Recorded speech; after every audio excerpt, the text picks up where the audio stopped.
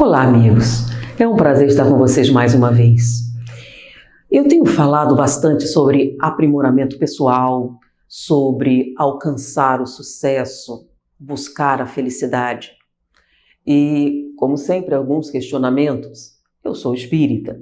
É óbvio, tenho muitos trabalhos na internet e continuo espírita. A doutrina espírita é base da minha formação espiritual. Mas formação espiritual é algo pessoal, é algo que faz parte da minha personalidade. E, particularmente, o espiritismo não se presta a ser imposto a outras pessoas, até porque a base do espiritismo é justamente a liberdade.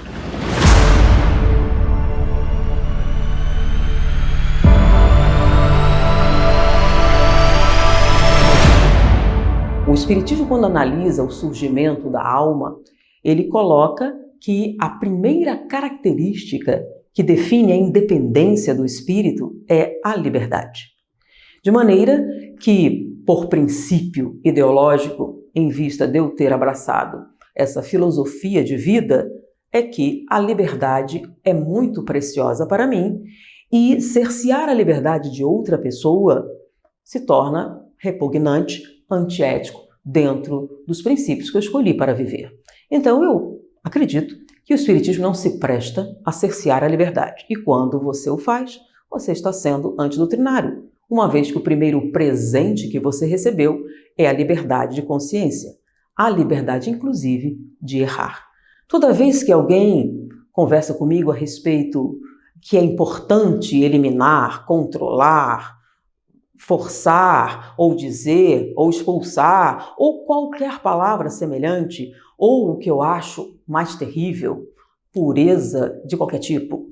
Então, toda vez que algo desse tipo, desse gênero é colocado na minha presença, eu digo o seguinte: Deus permite? Quem sou eu para não permitir? Deus permite que as pessoas errem. Deus permite que você faça as suas escolhas, por mais perniciosas que sejam para você mesmo. E não tem limite? Claro que tem. Quando você faz uma escolha perniciosa que me atinge diretamente, eu tenho todo o direito de defender a minha posição, os meus bens, os meus princípios. Então, o limite é o limite de outra pessoa, nesse caso eu. Não é um limite aleatório, é um limite real. Você está causando dor. Você está me causando incômodo, você está me causando dificuldades. E eu tenho todo o direito de lidar com essas dificuldades da maneira que eu achar melhor. Eu posso fazer isso negativamente, reagindo à violência com muito mais violência. Eu posso crescer espiritualmente e reagir à sua violência como infantilidade e ignorar você como a criança que você é. Eu posso reagir a essa violência de maneira espiritual. Por exemplo, minha criança, deixa eu ajudar você a fazer isso direito. Ou seja, eu posso escolher diversas maneiras de lidar com o seu erro, porque é o seu. Mas eu não posso tirar o seu direito de errar se esse erro não está diretamente me atingindo. Então, por exemplo, você leva a mão com um objeto contundente. Deus permite que você tome essa atitude, mas eu tenho todo o direito de me defender. Eu tenho o direito de usar artes marciais, por exemplo, para evitar que você me golpeie. Eu posso fazer isso com truculência e devolver isso com uma violência ainda maior. Também Deus permite que isso aconteça. Eu poderia dizer que você começou isso, mas eu fui tão mais intensa que prejudiquei você de maneira permanente. E por mais que você tentasse me atingir, como eu tinha experiências em artes marciais, isso não teria o sucesso. Mas tudo isso é possível, é a liberdade. Então você tem a liberdade de errar. Se o seu erro atinge você mesmo, se for altamente prejudicial, eu pergunto de novo, Deus permite. Quem sou eu para não permitir? Até porque, se eu impedir você de realizar essa ação que lhe é tão prejudicial, por exemplo, essa escolha de parceiros, essa escolha de vida, essa escolha de comida, essa escolha de qualquer coisa, a força, usando a coerção, em que eu vou ajudar essa pessoa. Imagine que nesse momento, por exemplo, mas nessa vida ela não morreu de doença causada pelo sal, porque você impediu ela de comer sal. No momento em que ela não estiver sob os seus cuidados, ou quando ela estiver livre da sua tirania, ela comerá quanto sal ela quiser e virá a falecer disso. Ou seja, mas ela morreu. Sim, mas ela exerceu o seu direito à liberdade de escolha. E quem foi que deu a essa pessoa esse direito? Deus. E você disse que acreditava na divindade, acreditava na sua sabedoria, na sua grandeza, na sua supremacia, na sua inteligência suprema, tudo isso. Então, se você acredita nessa entidade que tem esse saber e que estava presente no início dos tempos, você tem que aceitar que essa pessoa sabe o que faz. E se ela permite que você exerça a liberdade de errar, é porque você tem direito a essa liberdade. Mas e o meu direito? Você tem o direito de impedir que a liberdade de outra pessoa prejudique a sua liberdade. Então, se nós trabalharmos para produzir uma coexistência pacífica, o que significa isso? Se nós pudermos nos relacionar eliminando a agressão, mas isso é impossível? Não necessariamente. Não entre adultos que entendem que compromisso significa literalmente mútua adequação das demandas. Vamos traduzir numa linguagem simples. Eu irei abrir mão de alguma coisa que não seja a minha prioridade, em nome de algo que para você é prioridade. E você, em troca, abrirá mão de algo que não é sua prioridade, porque é minha prioridade. E assim, nós poderemos conviver, pessoas diferentes, no mesmo ambiente, sem agressão direta. Inclusive, se eu achar que conviver com a sua diferença me é muito ofensivo, eu tenho que ter o direito de me isolar da sua convivência para outro lugar. Eu não posso obrigar você a ser diferente, mas você me obrigar a conviver com a sua diferença, se eu não desejo isso, é tirar o meu direito à liberdade. Então, eu não suporto olhar isso. Então, eu quero me retirar e conviver somente com pessoas que não realizem essa atividade. É um direito meu. Você me obrigar a conviver é tirar o meu direito. Agora, eu tirar o seu direito de fazer isso é tirar a sua liberdade. Então, no meu entendimento, a proposta espírita tem como primeiro passo, quando você se torna um espírito, segundo a definição dos espíritos, qual é o presente que você recebe que faz com que você deixe de ser um princípio espiritual e se transforme num espírito independente, dono das suas decisões? O nome é livre-arbítrio. É precioso. Esse foi o primeiro presente que Deus deu a você, que tornou você responsável por si mesmo. Livre-arbítrio. Então eu acho que esse é o primeiro direito natural, inalienável do ser humano, a liberdade. E por liberdade, eu entendo, inclusive, a liberdade de cometer erros.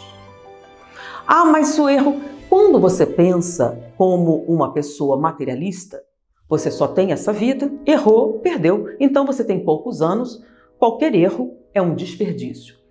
Quando você pensa em termos de imortalidade, de uma vida que não vai se acabar, os erros não são desperdícios. Erros é uma técnica mais dolorosa, mas é uma técnica de aprendizado. Então, nossos erros nos ajudam a enxergar as coisas sob uma ótica melhor. Por quê? Porque erros têm consequências, consequências causam dor, dor é desagradável, eu não gosto de sofrer, não quero passar por isso de novo.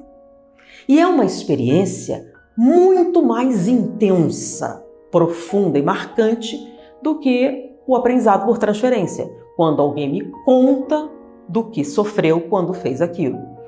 Bom, se essa pessoa foi muito expressiva e me explicou de maneira muito intensa, eu posso, através da empatia, sentir ou usar a minha mente, projetar-me no futuro, me imaginar vivendo aquilo e sentindo aquela dor. Isso existe no ser humano. É o que permite você aprender através da experiência de outras pessoas.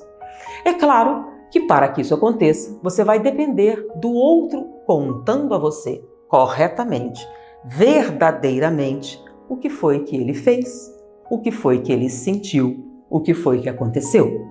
Então, quando você cruza com pessoas verdadeiras e sinceras e que contam sinceramente as experiências negativas que elas viveram e o sofrimento que elas sentiram e as consequências que elas vivenciaram, sim, você aprende muito.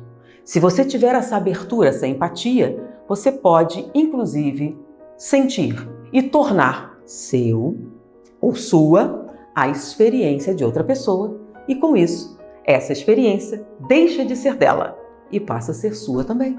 E você aprendeu uma coisa nova. É muito bom, muito intenso, mas vai depender do exercício intelectual da imaginação. Vai depender de uma comunicação eficiente, que a pessoa consiga passar para você o que foi que ela realmente fez, o que foi que ela sentiu. Por quê? Porque, infelizmente, nesse teor de aprendizado, algumas limitações existem. Existe o fato de algumas pessoas editarem o que elas fizeram para não parecerem mal, delas mentirem a respeito do que fizeram ou das consequências. Por quê? Porque tem vergonha do que aconteceu, ou das pessoas mentirem porque são egoístas e não querem sofrer sozinhas, ou elas são invejosas e, como elas estão sofrendo e você não, elas ficam com raiva disso e vendem informações falsas. Isso acontece muito. Então, o aprendizado por transferência tem a limitação que você depende dessa transferência para poder assimilar a informação. Mas quando você vivencia diretamente a experiência, sem intermediários, você tem a totalidade da informação. E com a totalidade da informação, mais, esse mais é muito importante, mais raciocínio lógico. Como assim? Você pode ter a totalidade da informação, abrir totalmente mão do raciocínio da lógica e colocar exclusivamente a culpa do seu sofrimento em outra pessoa e resolver se vingar, por exemplo.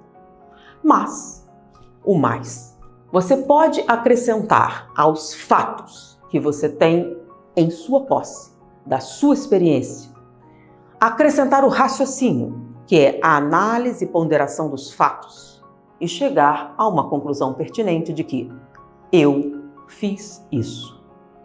Não devia ter feito. As consequências são ruins. Nunca mais eu farei. E não há nada, nem ninguém, nem nenhuma situação que me convença ao contrário.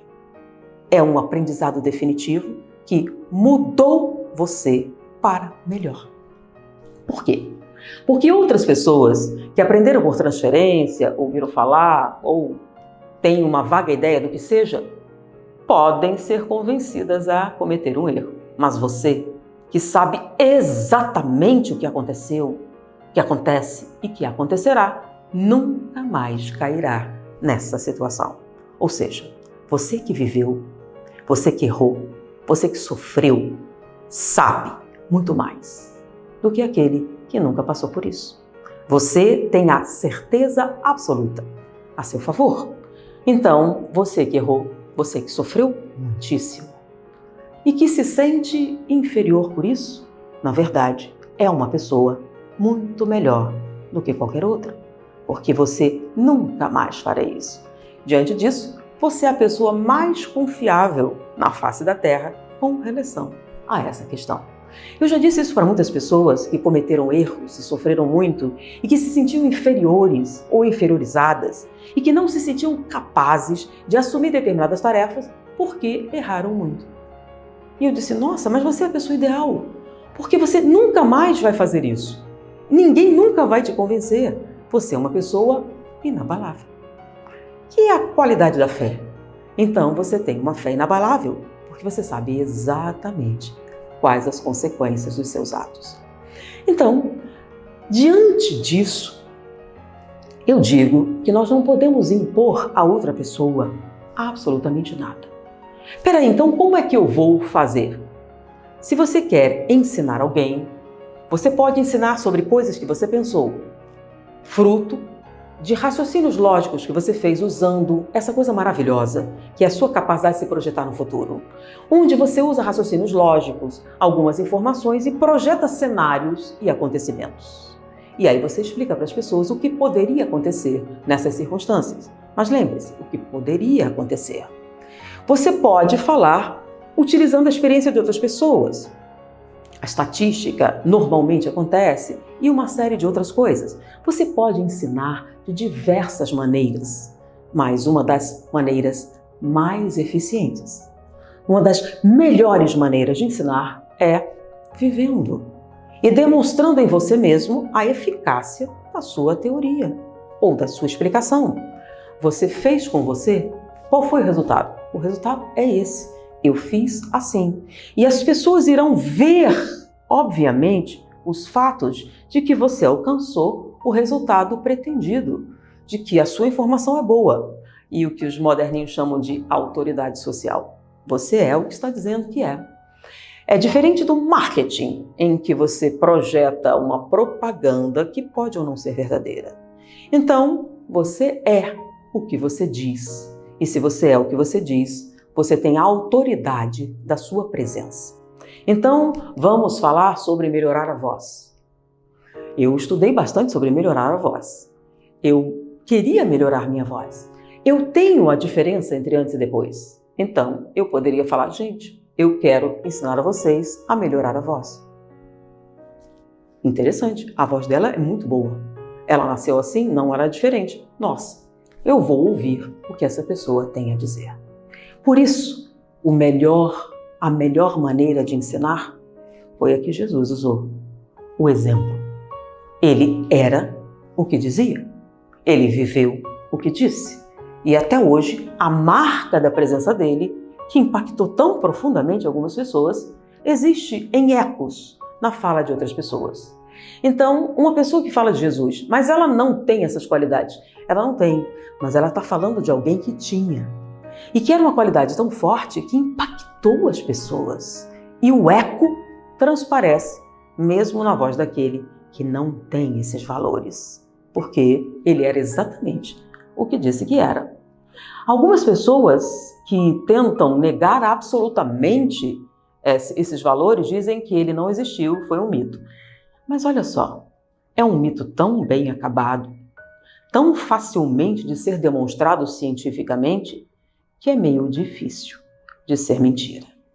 Podem ter exagerado, mas eu acho que os exageros, inclusive, são muito falsos, quando as pessoas tentam colocar na voz dele coisas que não parecem muito com ele, como, por exemplo, expulsar alguém para sempre, ou secar um vegetal até a raiz, é até antiecológico. Eu não consigo visualizar Jesus, com o poder que tinha, realizando algo assim. E se ele realmente quisesse expulsar alguém, bastava olhar fixamente e eu correria horrores. Então, pensa bem, se tem lógica. Então, nesse sentido, a proposta da liberdade, ela é muito importante.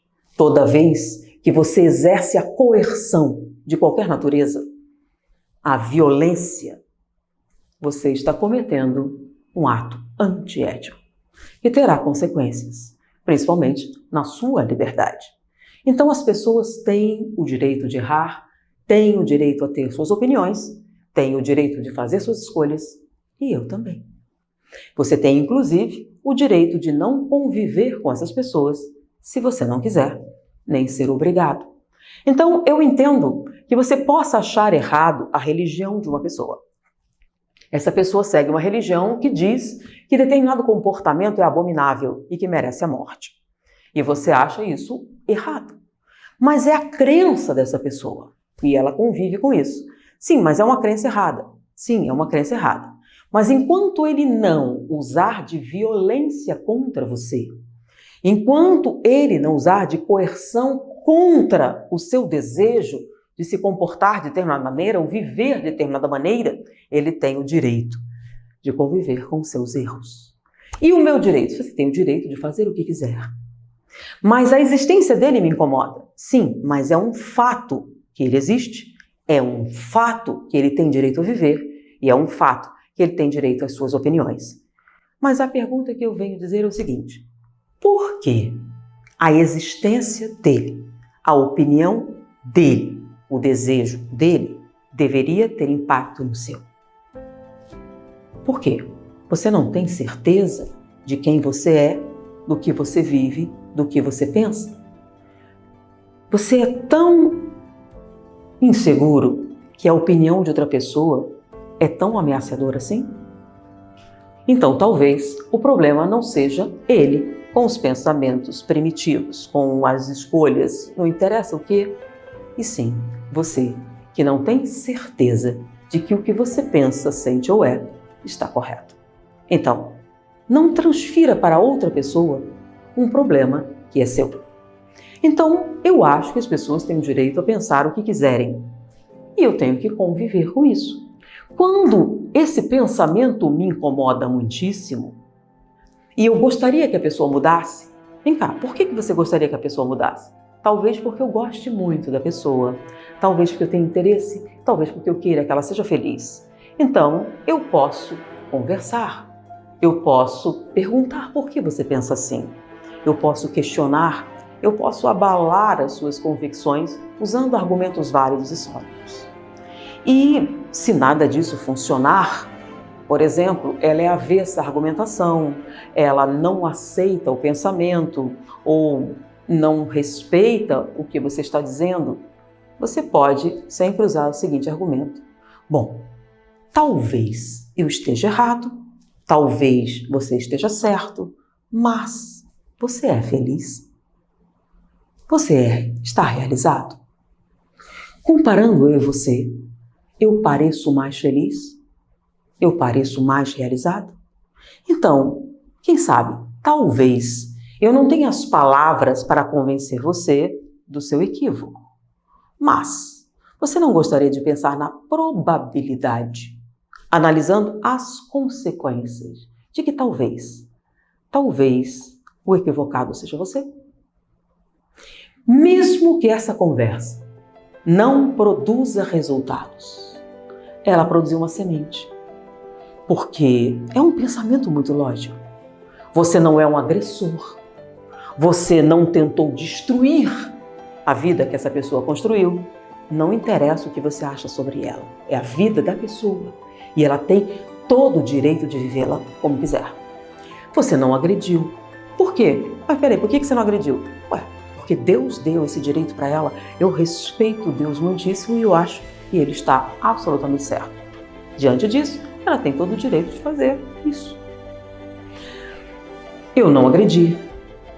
Nem com sentimentos. Por exemplo, não me é ofensivo. Eu acho triste, mas não ofensivo. Se você não tem animosidade, se você não produz essas coisas, a vibração é aberta.